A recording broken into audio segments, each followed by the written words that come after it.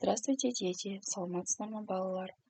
Мы продолжаем изучать раздел «Мой родной край». Урок номер 18, 18 сабақ.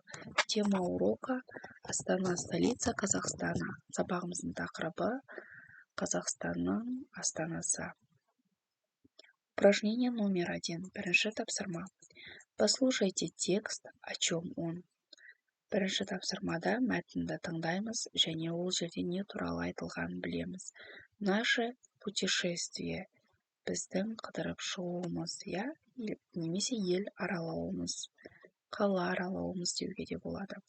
Летом наша семья была в Астане. Жаз мезгілінде біздің отбасымыз Астанада болды. Астана – это красивая и современная столица. Астана бұл әдемі және заманауи қала. На белом катаре мы плавали по реке Исиль. Біз Есілді араладық қайықпен. Нам понравился вид города с монумента Бәйтерек. Бізге қаладағы монумент Бәйтерегі ұнады. Я узнал, где находится Ақорда, Дворец мира и согласия. Мен Ақорда мен және мәңгілік ел мұнарасының қайда орналасқанын білдім.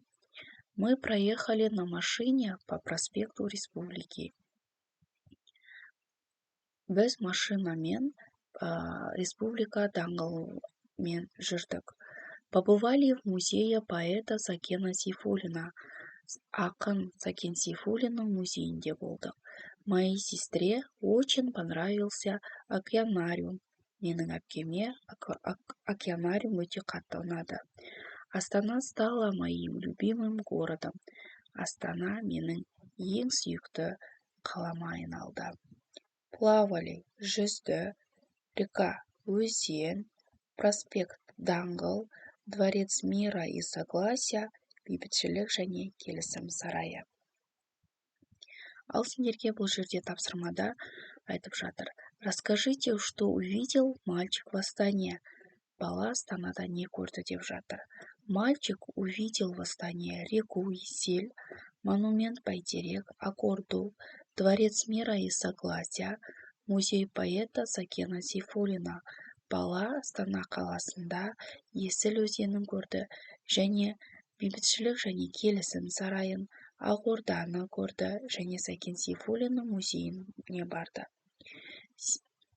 Екінші тапсырмада. В какое время года семья была в Астане? Жылдың қай мезгілінде отбасы Астана қаласында болды?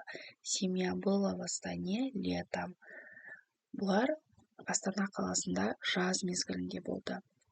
Третий вопрос. Что понравилось сестре мальчика? Бала бұл ұлдың баласына, бұл ұлдың әпкесіне не ұнады Астана қаласында? Сестра мальчика понравился океанариум. Яғни бұның әпкесіне океанариум ұнапты. Вы напишите в тетради выделенное предложение. Яғни мына жерде бізде қарамен жазылған сөзді тап деп жатыр. Бұл бізде Астана – это красивая и современная столица. Назовите слова-предметы и слова-признаки. Слова-предмет деген ол заттар және слова-признаки оның түрлерін айтып өтіп жатыр. Слова-предметы здесь семья, Астана, столица, река Исиль, город, монумент Бәйтерек, Ақорда, Дворец мира и согласия, машина, проспект, музей, поэт Сәкен Сейфуллин, сестра, океанариум. Слова-признаки красивая, современная и любимый. Яғни, рассказ – это небольшой текст, в котором говорится о каком-то событии. Яғни, рассказ дегеніміз ол бізде әңгіме, белгілі бір оқиғаны баяндайтын шағын шығарма. Упражнение номер 2. Екінші тапсырма. Рассмотрите картинки и расскажите, что на них изображено. Что мальчик еще не увидел в Астане? суретке қараңдар және мына суреттерде не берілген айтып өтіңдер деп жатыр. Және бала Астанада нені көрмеді деп жатыр, иә? На первом картинке Ақорда, бірінші суретте ол бізде Ақорда. А на втором картинке Бәйтерек, екінші суретте бұл бізде Бәйтерек. А на третьем картинке Дворец мира и согласия. Ал үшінші суретте бұл бізде бейбітшілік және келісім сарайы. Океанариум үшінші суретте. А на пятом картинке это Мәңгілік ел. А на шестом картинке цирк. Яғни мальчик в Астане не увидел еще Мәңгілік ел и цирк, да? Упражнение номер 3. Үшінші тапсырма. Прочитайте диалог, разыграйте его. Яғни мынаны біз мәтінді оқып шығуымыз керек. Санат, расскажи об Астане. Санат, Астана туралы айтып берші деп жатыр. Астана – это наша столица. Астана бұл біздің бас қаламыз. Что ты видел в Астане? Сен Астанада не көрдің? Я видел монумент Бәйтерек, Дворец мира и согласия, музей. Мен Астанада Бәйтерек монументін көрдім, және келісім және бейбітшілік сарайын көрдім, және музей көрдім деп жатыр. 4-ші тапсырма.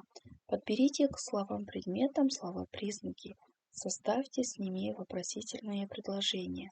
Яғни біз бұл жерде слова-предметтерге біз және слова-признактарды қойып шығуымыз керек. Бәйтерек какой? Бәйтерек высокий. Еще какой? Еще красивый. Бәйтерек бізде биік және әдемі. Столица. Столица какая? Столица современная.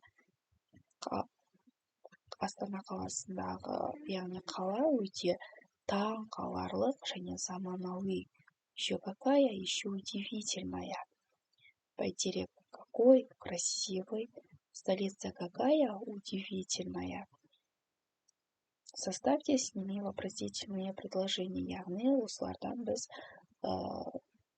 сұраулы сөйлем құрау керекпіз. В Астане Бәйтерек какой? Астанада Бәйтерек қандай? У нас какая столица? Балалар, егер сабақ түсінікті болған болса, каналыма тіркеліп, лайк басып кетіңіздер. До свидания.